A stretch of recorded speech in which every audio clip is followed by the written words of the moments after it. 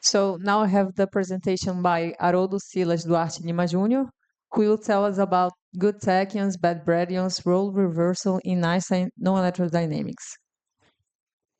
Thank you, Carol. Good morning, everyone. It's a pleasure to be here again at Belém, my hometown. And I thank you for your presence. And I also thank the organizers of this event for the opportunity to present this work here. And well, as Carol introduced, I'm going to talk about this work here, which is entitled Good Tachyon, Bad Bradyons. And these results, this presentation is mainly based in this paper that we published this year in collaboration with Marco Aurelio de Paula, who is a former PhD student in the program here, myself, Pedro Cunha, and Carlos Herdeiro from Aveiro, and Crispino, which I think you all know. And well, this work is about the motion of photon in the context of nonlinear electrodynamics. But before exploring the properties of these theories, let me remind you what is a subluminal, superluminal particle, a bradyonic, and a tachyonic particle, because in general these four concepts they are not related. Well, you all know that there are different particles in nature, and these particles, they can, in principle, propagate at different speeds. And we have particles that propagate at a subluminal speed, for instance, an electron that propagates with a speed lower than the speed of light. And we have theoretical predicted particles that are superluminal, and they, in principle, could propagate with speeds greater than that of light. Although these were never observed, they are theoretical predictions, and they are superluminal. And in order to, well, there are also the luminal particles which propagate at the speed of light, exactly at the speed of light. And these two characteristics can be seen, can be proved by defining the so-called Fall velocity of the particle and computing the norm of this four vector.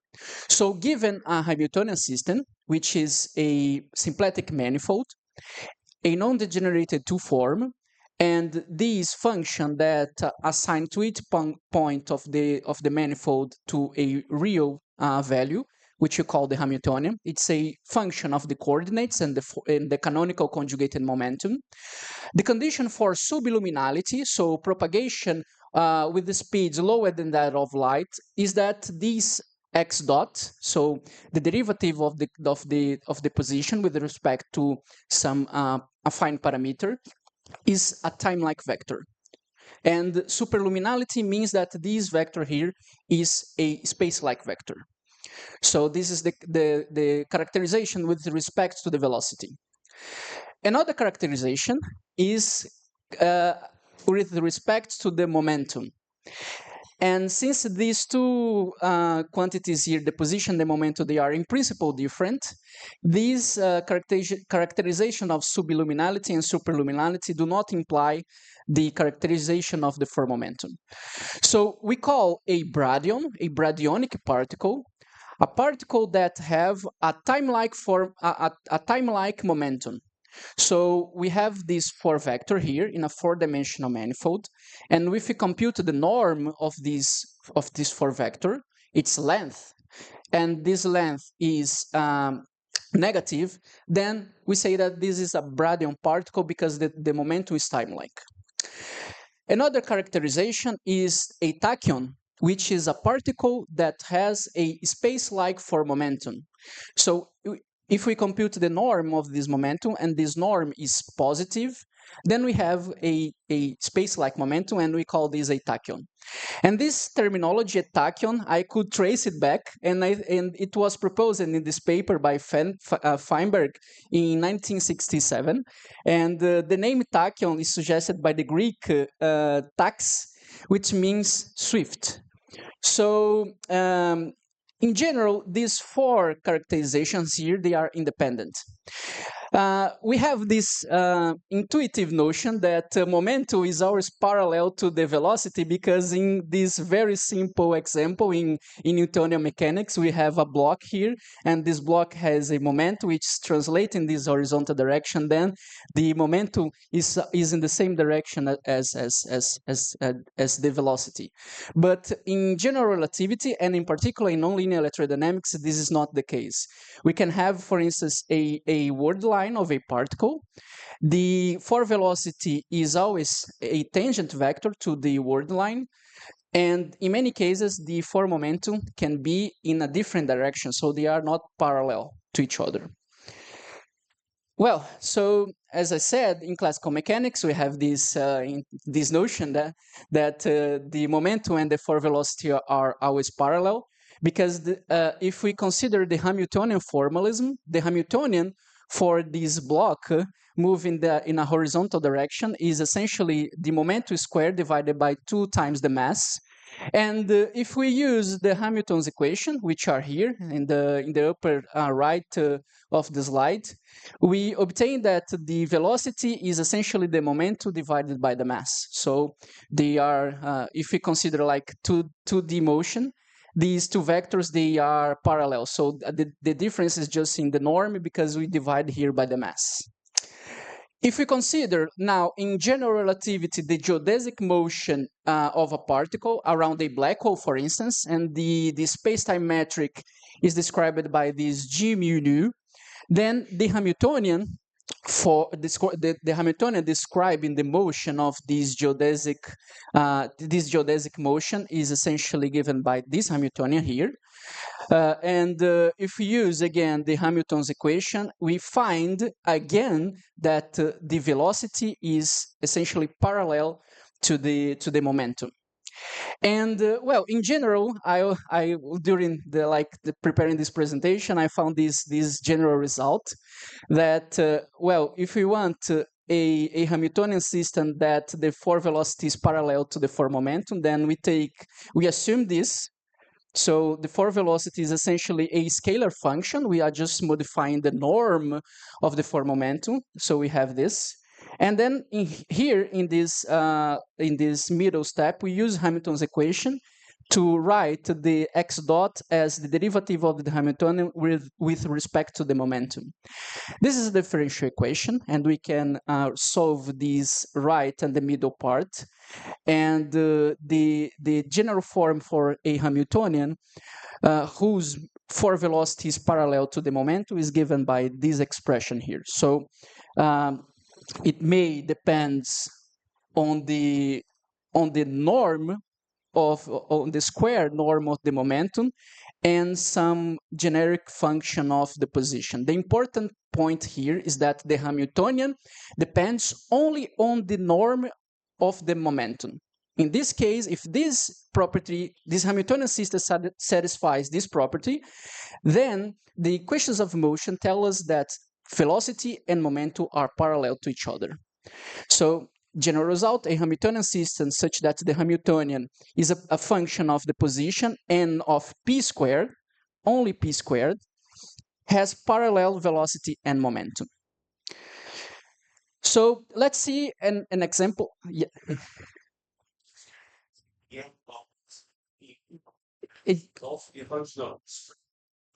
Of p squared, yes, exactly. Yeah. Of p squared. Otherwise, yes.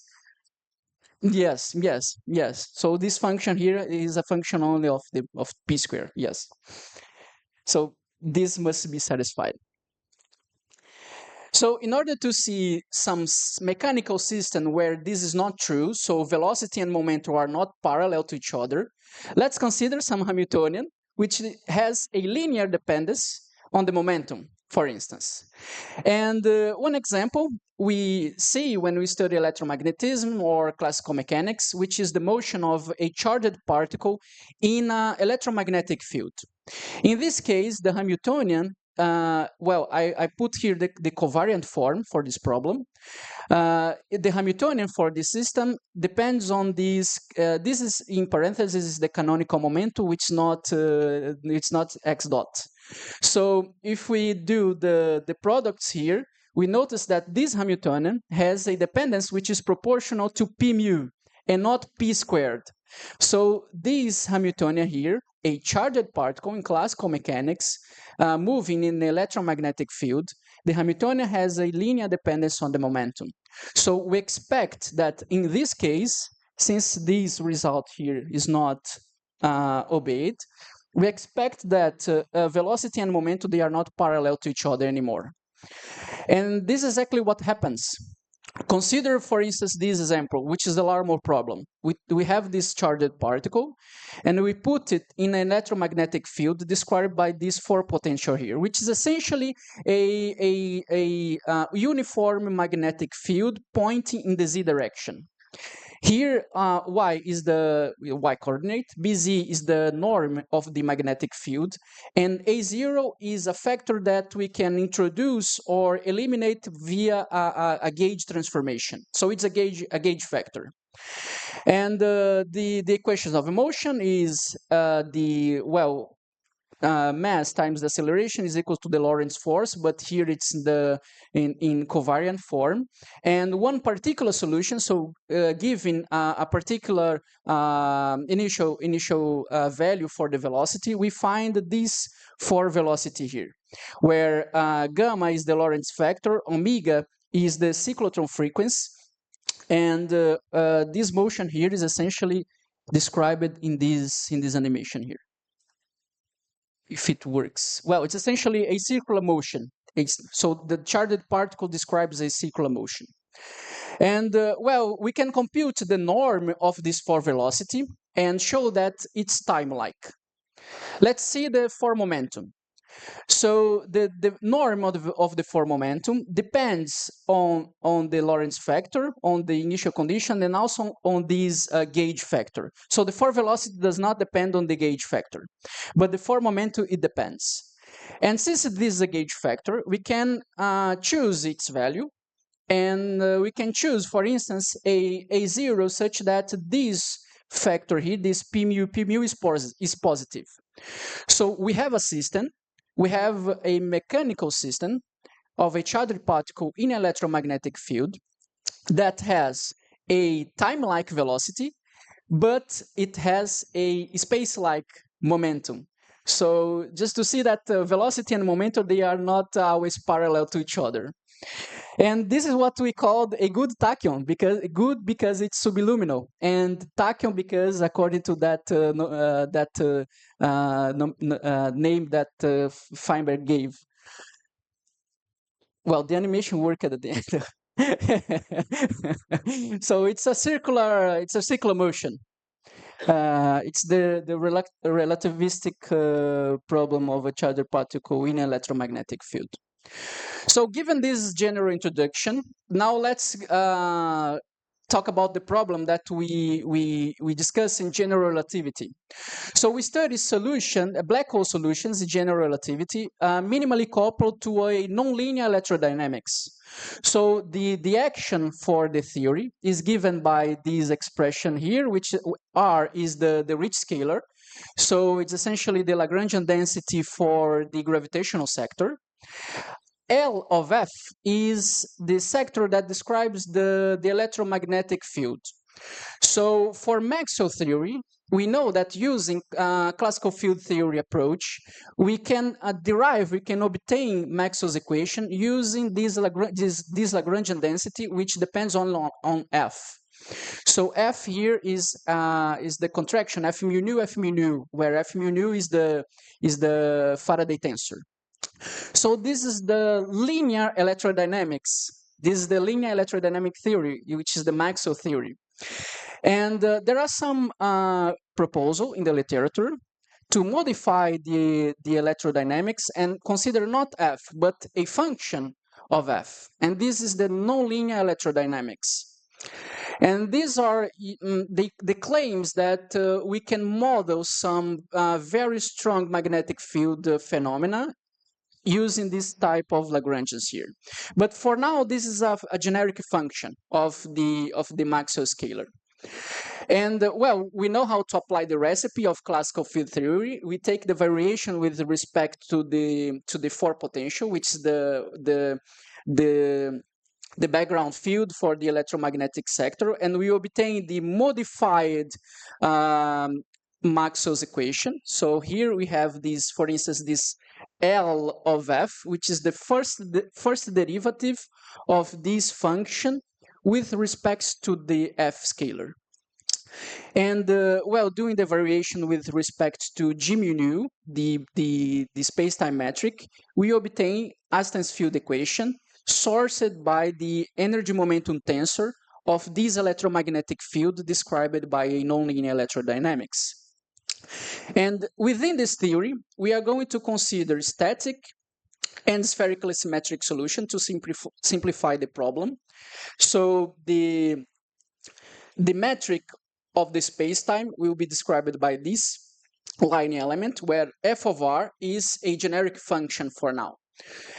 And for the electromagnetic sector, we consider magnetically charged sources, meaning that the Faraday tensor, the non-null component of the Faraday tensor, is this component here, where Q is the total magnetic charge. And we can compute the f, the scalar f, which is 2 the charge squared divided by r to the fourth. So for now, the L of f is generic. We are not assuming here any particular electrodynamic theory. We're doing things very general. And this f of r is also generic because it's the function that solves these field equations here. And since we didn't specify the theory, we cannot specify also the metric functions. So we are doing things very in a general way. And one important question that we can answer in this generic setup is how light propagates in this case. So this question is important because we have recent observational data about the images of black holes. And essentially what we see is the light that propagates around a black hole and reach the telescopes on Earth. And this is also important because we using these equations, we can study the stability of these solutions in the context of nonlinear electrodynamics coupled to Maxwell's equation, coupled to Einstein's general relativity. And well, we know from electrodynamics courses that light is a perturbation of the electromagnetic fields that propagates at a speed of light in the case of Maxwell's theory.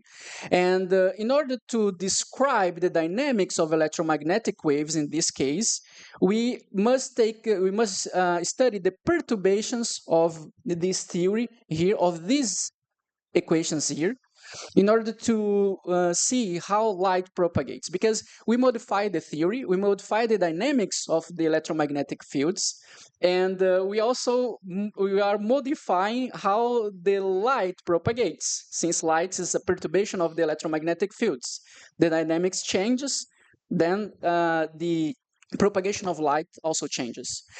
And what we can do in this case is to write the Faraday tensor as the Faraday tensor of the background solution, plus a small perturbation, which is the electromagnetic wave. And this sector here, this delta f mu nu, describing the electromagnetic wave, can be written as this expansion if you are working in the equinal regime. The equinal regime is the regime where the wavelength of this electromagnetic wave is much smaller than any length scale in the system. For instance, the length of the event horizon. So we are taking the geometric optic limit. And in this case, we can write the perturbation for the electromagnetic wave as this expression here. So these are constant coefficients, A, B, and C. Epsilon is a order counting parameter, and S here that appears in this exponential is essentially the phase of the electromagnetic wave. So if we consider S equals to constant, then this surface S equals to constant describes the wavefront. And well, we can substitute this expression here into the field equations that we obtained, and we obtain here that the dynamics for the propagation of light is described by these equations here, which are a little bit complicated and unclear what this means. P mu here is the gradient of S, the phase. And we have here this complicated equation that are equal to 0, and this is not clear. But if we define this term here in parentheses as some g mu nu bar, which is not the space-time metric, but it's an effective metric, an effective term, which describes this term in parentheses here. These equations, they acquire a more familiar form, which is this form here in the middle, that now you can recognize as some kind of geodesic motion, geodesic equation motion. This essentially is stating that the norm of the norm of the four momentum is null, but it's null with respect to this effective metric that appeared in this in the calculation of the perturbations for the electromagnetic field.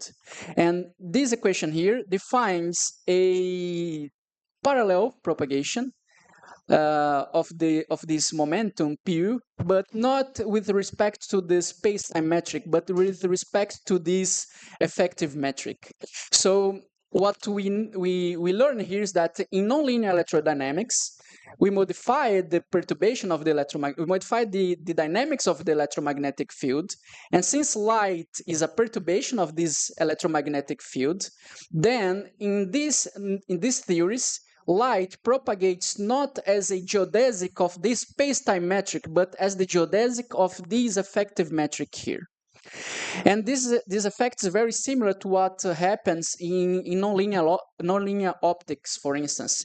There are some medium where this also occurs. So you have to define an effective geometry in order to describe the propagation of light inside these mediums. Okay, and now, knowing that the light propagates as geodesics of an effective geometry, we can study the dynamics of this propagation. We can define a Hamiltonian system, which is very similar to the geodesic motion that I have shown in the first slide. But now we have to notice that this is a geodesic motion in this effective geometry. So here is G bar mu nu, not G mu nu. It's the effective metric. And well, from this previous slide here, we know the form of this effective metric, and we can substitute and obtain this Hamiltonian here. Okay, so light propagates as the geodesics of this effective metric, and substituting the form for this effective metric in the Hamiltonian, we obtain this result here. So this Hamiltonian describes the motion of light around, for instance, a black hole, but when this black hole is sourced by nonlinear electrodynamics. And this term here is proportional to p squared. So if the Hamiltonian were just this term here, then velocity and momentum would be parallel. But since we have the second term here, the second term, they are going to give contributions that are proportional to p mu due to the form of f mu nu, f sigma nu. So this term here tells us that in this context, velocity and the momentum of light are not going to be parallel to each other due to this second term here. And because this term is not proportional to p squared. And well, using Hamilton's equations, we can see this in a more clear way. So using Hamilton's equations of motion, we can obtain the force velocity, which is given by this expression here. And we can compute, for instance, the norm of the force velocity for the propagation of light in this case. And we notice here that there is this term, which is proportional to the norm of the force momentum. But we also have additional terms here, and we can have, so due to these additional terms in this expression, we can have, for instance, for some theories of nonlinear electrodynamics, a propagation of light at a subluminal speed, but with a momentum which is space-like. And so velocity and momentum are unparalleled in this case. This h mu nu here, just for completeness, is this term here. It's essentially the contraction of the Faraday tensor with itself. So, as I said, in this case, we can have some interesting results. So, considering the spherically symmetric background solutions and purely magnetically charged case, we can simplify this last equation. We can simplify this equation to this expression here. And depending now on the Lagrangian, describing the nonlinear electrodynamic sector, the first derivative and the second derivative of this function, we can have distinct cases. For instance, we can have a case where this norm of the force velocity is 0, which means that light propagates at the same speed of gravity, for instance, as the same speed of gravitational waves. We can have for some functions here, L of f, a case where this force velocity the norm is greater than 0, so it's a space-like vector, meaning that the electromagnetic perturbations, they propagate at a speed greater than that of gravitational waves. So this type of theories that gives rise to this norm of the force velocity, they are pathological because we have a causal propagation. So we have some information that propagates faster than the speed of gravity, faster than the speed of gravitational waves. So they are outside the cones, the light cones. And we have this case where the norm is less than 0, which means that the light propagates at a speed slower than that of the gravitational waves. So these are similar to the propagation of electromagnetic waves in a medium.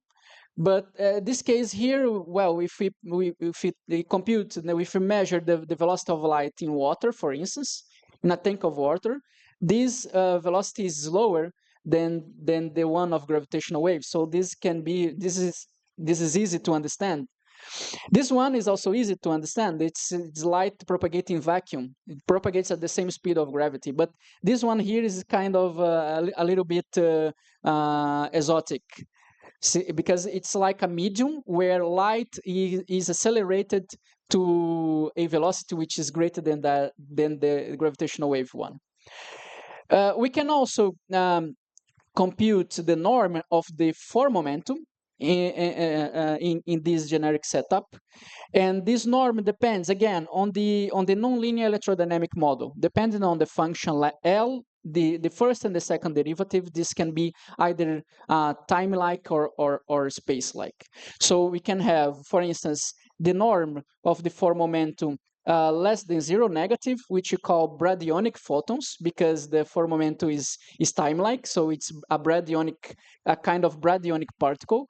And we also have this case where the force momentum is positive, it's space-like, and we call it a tachyonic photon, depending on the nonlinear electrodynamic model.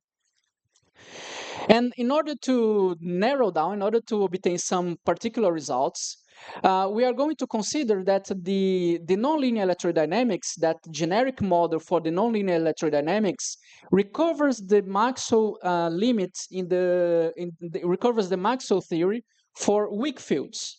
So if we do an expansion as power series of F, the first order is Maxwell theory plus some corrections.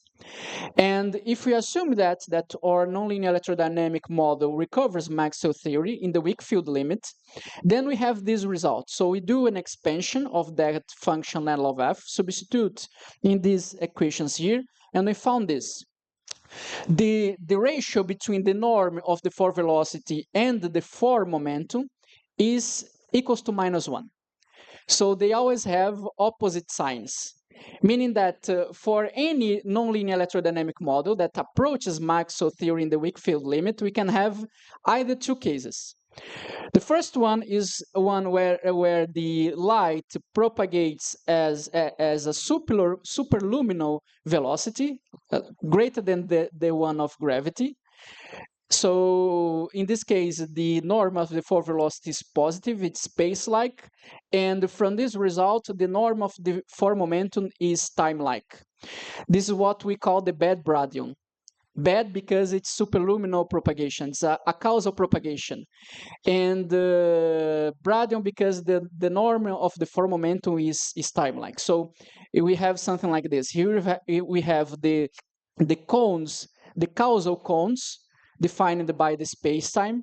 The forward velocity is outside this cone because it's space-like, and then the forward momentum is inside the cone because it's time-like.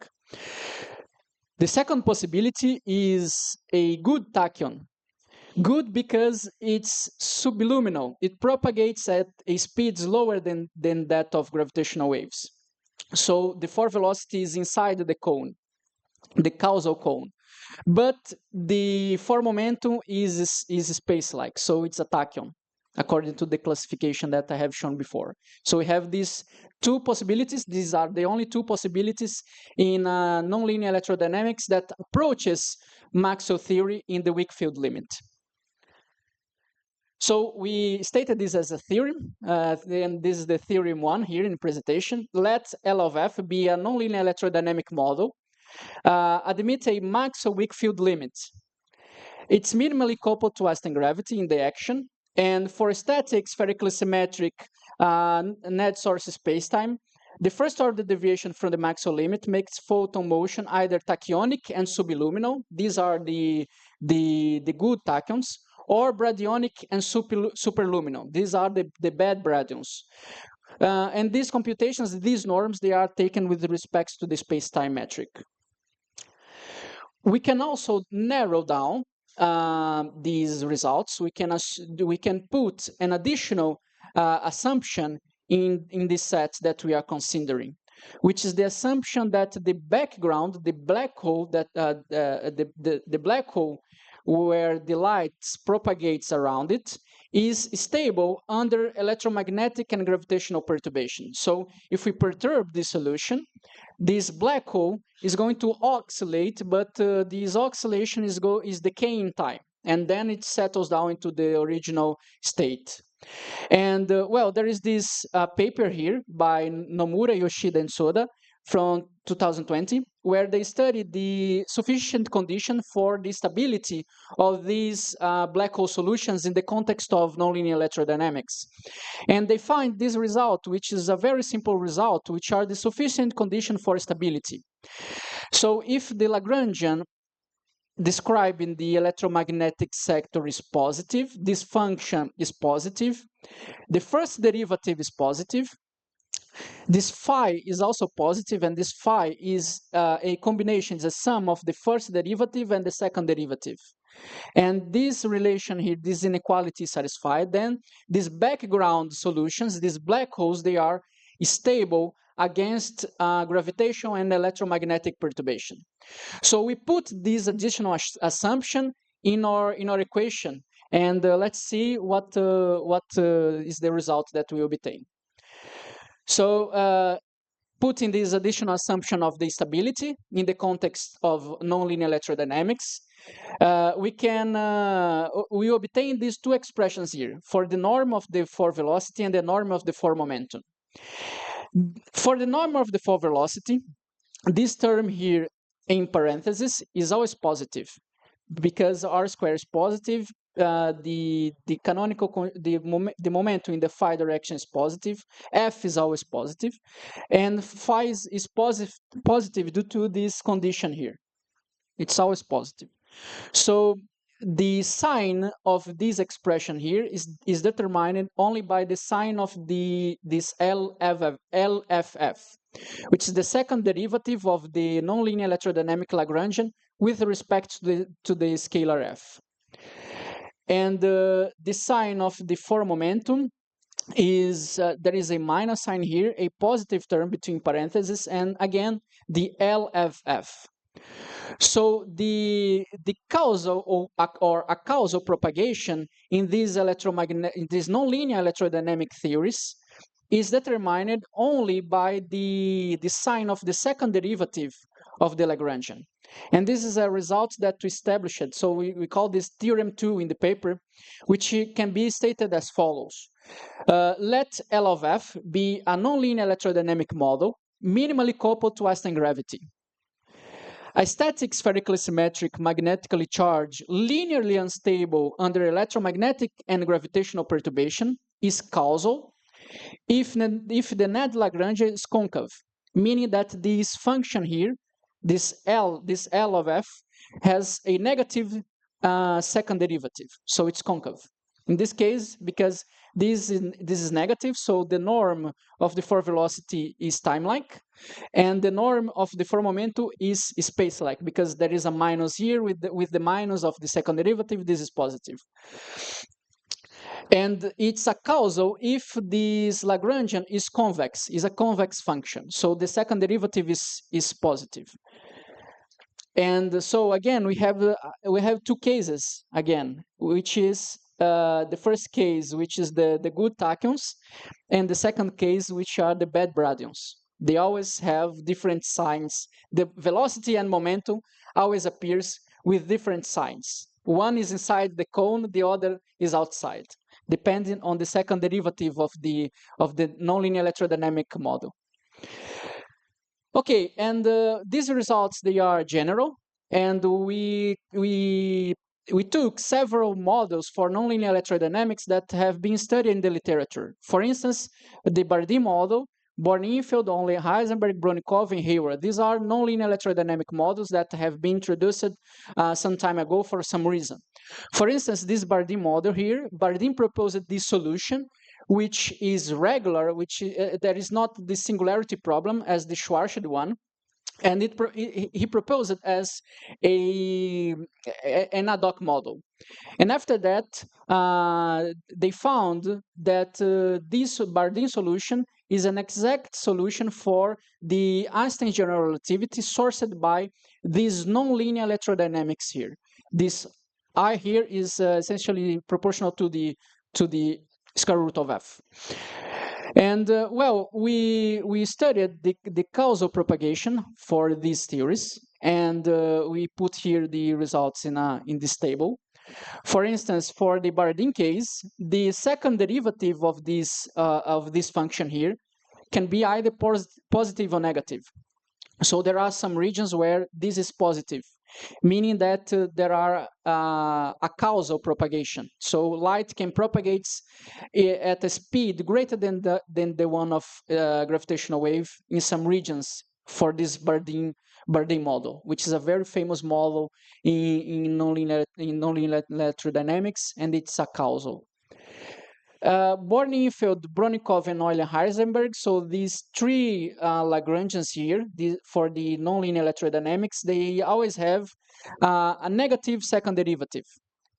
So LF of F is always negative, meaning that the propagation of light in these models is always causal. So it's always subliminal. And Hayward, which is another very famous model in these black hole solutions sourced by nonlinear electrodynamics, also have regions where the second derivative is positive. So this is a causal. There is propagation greater than the velocity of the gravitational waves. So these models, they are pathological in this sense. If we perturb the electromagnetic field, then this perturbation propagates at a speed greater than the one of gravitational waves. And well, we also studied the relation between causality and the energy condition in this general setup. So energy conditions, they are generic conditions that we impose to the stress energy tensor that sources some theory, that describes some content of matter and energy. And in particular, the dominant energy condition is a condition that forbids propagation greater than the speed of light. So this dominant energy condition is given by this expression here for all time-like vectors given by this expression here. And if we compute, well, we have the stress energy tensor for these nonlinear electrodynamics, and we can compute the dominant energy condition in this case. And the dominant energy condition states that the Lagrangian L of f, the first derivative must be positive, and this difference here between the Lagrangian minus f, the first derivative, must be positive also. So the dominant energy condition translates into these three conditions here. And again, assuming that the nonlinear electrodynamic models admits a Maxwell weak field limit, so we expand the function L as a power series of f and compute the dominant terms. This dominant energy condition gives results this constraint here. So we have the dominant energy condition is satisfied for nonlinear electrodynamics that has a negative second derivative of the Lagrangian. So LFF less or equal to 0 implies that the motion is causal and the dominant energy condition is satisfied. So now I add this information here in this second table. So we have here some geometries, very famous models in this topic of nonlinear electrodynamics and black holes. We have here the sign of the LFF, the second derivative of L. If it's causal or not, if the dominant energy condition is satisfied or not, and the characteristic of the four momentum. So we have here, for instance, Bardeen. Bardeen has some regions where the second derivative of L is positive. And this means that the propagation is a causal. And we can verify that the dominant energy condition is not satisfied in this case. Additionally, the characteristic of the four momentum is bradyonic.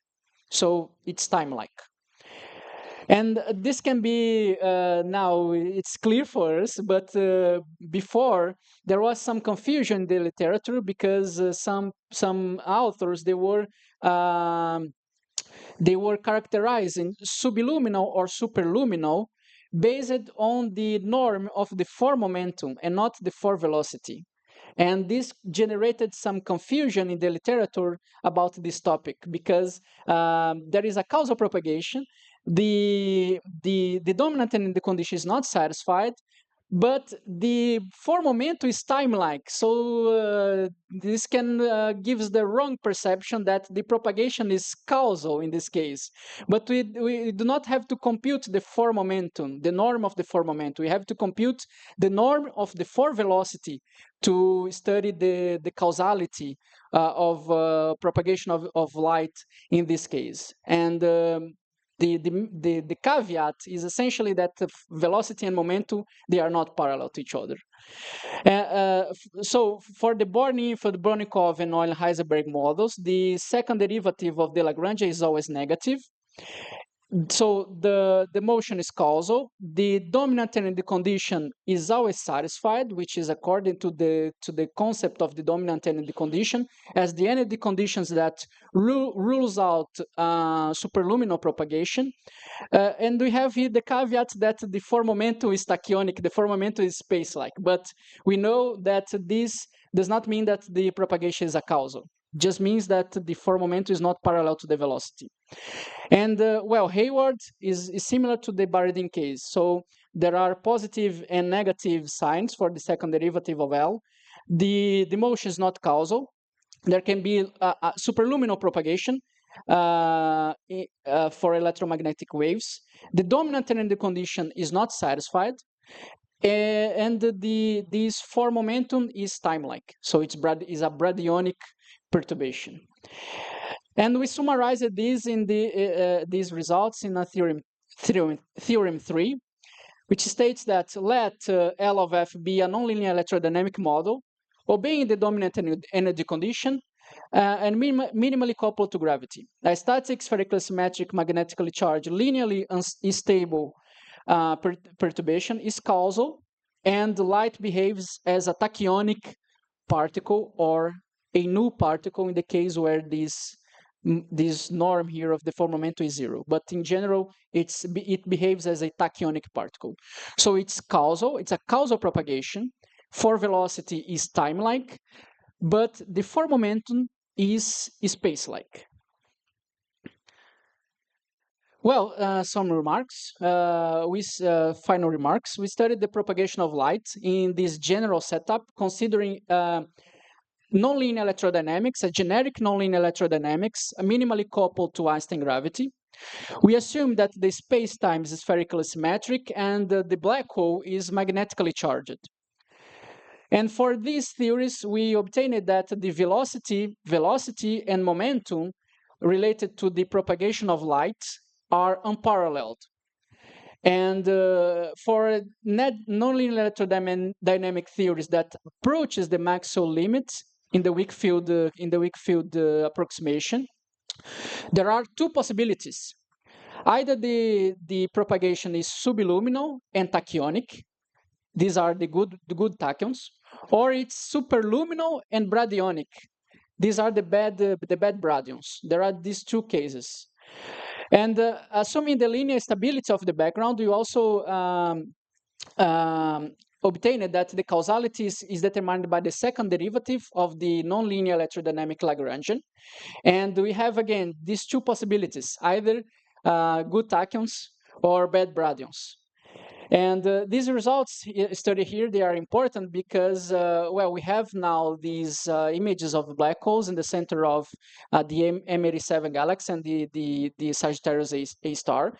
And if we consider a nonlinear electrodynamic model, for some reason, we assume that these black holes, they are described by a magnetically charged black hole in the context of nonlinear electrodynamics. If we want to model the propagation of light that gives rise to these images, then we have to consider the effective metric and all these properties here for the propagation of light around these black holes. And I thank you for your attention, and I'm happy to take any question if you have.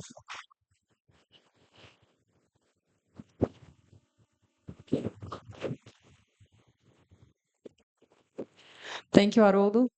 Are there any questions?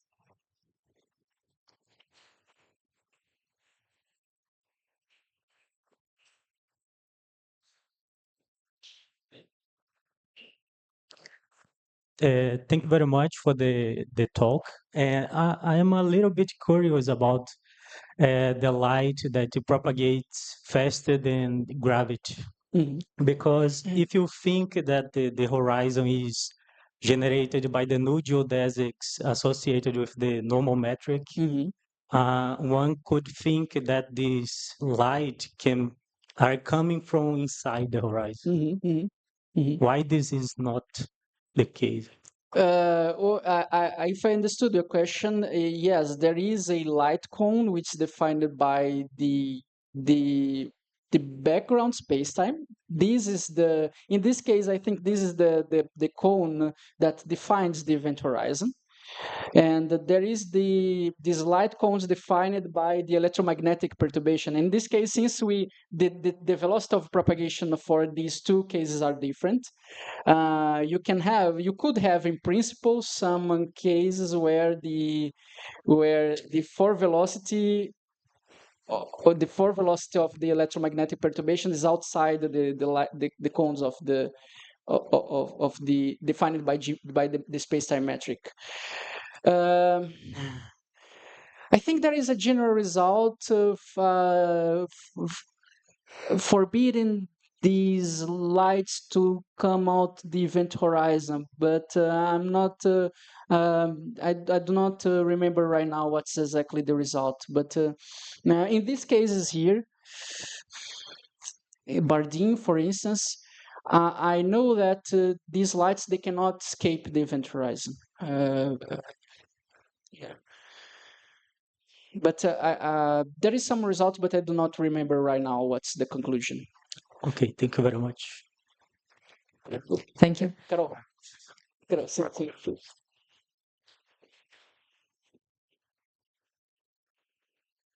As you said, I think the point is that the effective metric, the horizon, is also horizon for the effective metric.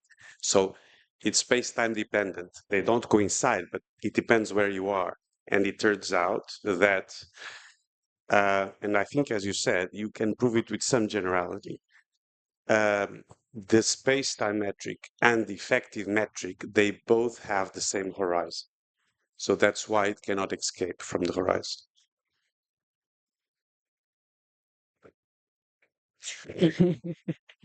Any more questions?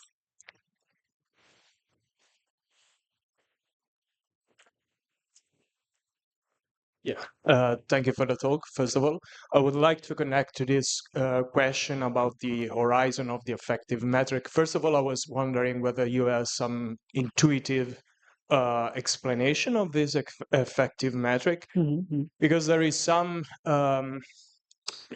let's say, some regime of Maxwell's electrodynamics which has some nonlinearities, and around the black hole you can have that the world sheet spread by the magnetic field lines form an effective metric for light perturbations, for instance. So I was wondering if this is something similar. And connecting to the horizon, in these cases that I'm talking about, you have essentially multiple horizons. Like one of the horizon remains the horizon of the black hole, but then you have additional horizons that you can interpret like cosmological horizons. It's a metric that the effective metric in that case is some sort of ADS metric. So I was wondering whether there is something analogous to that, like in this kind of effective metrics. Thank you. Well, in this case of Maxwell, I think these corrections they come from the self forces, right? Is it come from the self forces? These self corrections, yeah. In this case of nonlinear electrodynamics, these are the manifestation of the nonlinearity of the theory. So you can have a self interaction of the electromagnetic field itself. So the theory is nonlinear, and this modifies the propagation of light. So even if you consider no gravity, flat spacetime, this effective metric appears there in Minkowski spacetime. So it's a phenomenon of the electromagnetic field interacting with itself. And well, if there is some connection with the Maxwell case, I have to see in details where these effects they appear. I'm not really sure. I have seen something about it in Maxwell theory using radiative corrections. Then you can have some. So the charged particle modifies its own motion, so the self corrections. But I don't know if this is exactly the case that you mentioned, but in this case here of nonlinear electrodynamics are the self interaction of the electromagnetic field with itself. Any more questions?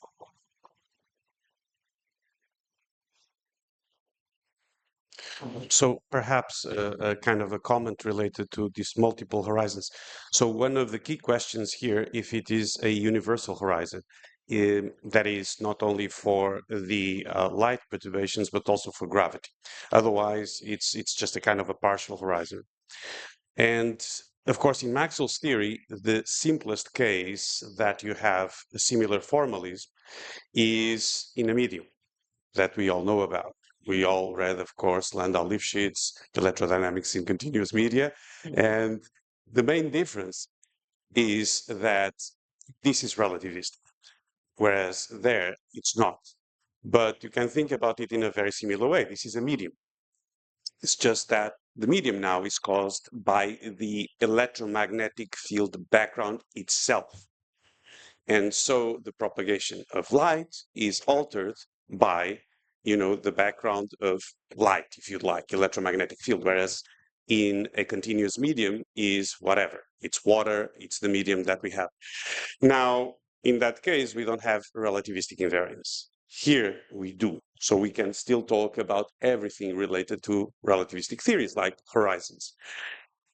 There are other circumstances in which you do have a similar effective metric, not necessarily related with nonlinear electrodynamics, and in which the horizon of the effective metric does not coincide with the background horizon. This has been studied in several circumstances, namely inspired by quantum field theory in curved spacetimes, in which you have something called leaking horizons, precisely because at the horizon, the background light cone doesn't coincide with the light cone for other perturbations, and so you have leakage, so things can come out from the horizon. But in fact, most of these models in nonlinear electrodynamics, there is a coincidence of the horizon for the effective metric and for the background metric, which means it's a universal horizon. So, but indeed, many other circumstances and cases can come up, which have to be analyzed. Yeah, thank you.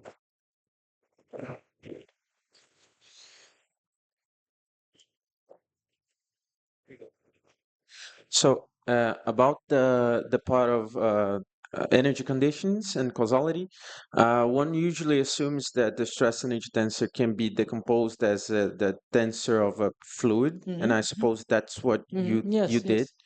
And I was wondering why you considered the dominant energy condition, because the dominant energy condition is the only one that has the absolute value of the components of the pressures, as far as I remember. So is this necessary to establish that result? Because there is a lot of inequalities. And I was wondering, there is a result in the end of the slide.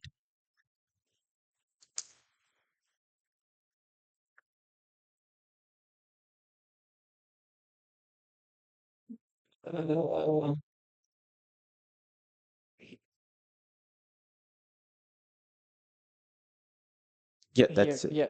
So there is this result at the end of the slide, and I was wondering from which component of the energy condition it comes from. So as you said, the stress energy tensor for this theory, the electromagnetic stress energy tensor, can be written as a perfect fluid stress energy tensor. It's very similar. So it's like we have a component with which is the energy density, and the other one are the pressures.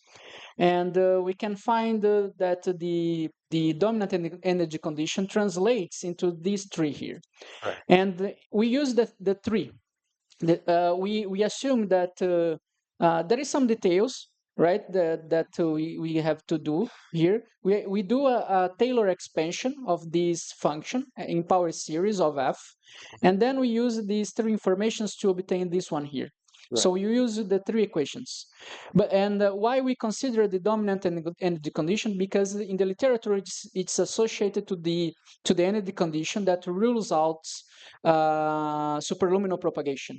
So we were trying to see if these causal propagation cases were the cases where the dominant energy conditions were satisfied.